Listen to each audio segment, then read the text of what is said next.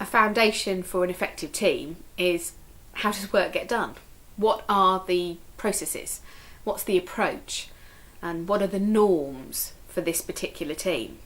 Now, this is pretty easy if you've all worked together before, but if you've got any new members or if you're coming together for the first time, it's worth sorting out some pretty basic stuff. First of all, look at some of your housekeeping processes. How do you decide who's allowed to work from home, or if home working's allowed at all? Does everybody have to turn up to a team meeting physically, or are people allowed to dial in for it? Do you always do agendas for team meetings, and do you do minutes afterwards, or is it much more informal? So how does that work? And then there's a whole set of processes around the work itself. For example, how do you track progress? Do you formally report on the progress, or is it more of a discussion to let people know how you're getting on?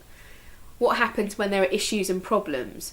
How do you escalate them? Who do you escalate them to? But also, how do you size a problem? How do you look at the scale of the impact, the probability, if it's a risk, that it's actually going to occur?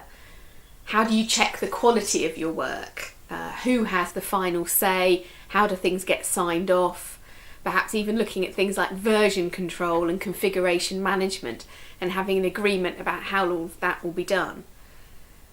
These aren't sometimes the most exciting conversations, but what they do is they bring everybody together and everybody understands what's expected and what's the norm for this particular team, and it stops people making mistakes and upsetting themselves and others. So team operating processes, your procedures, your standard operating processes are really important, and you have to build them for your team for this particular project.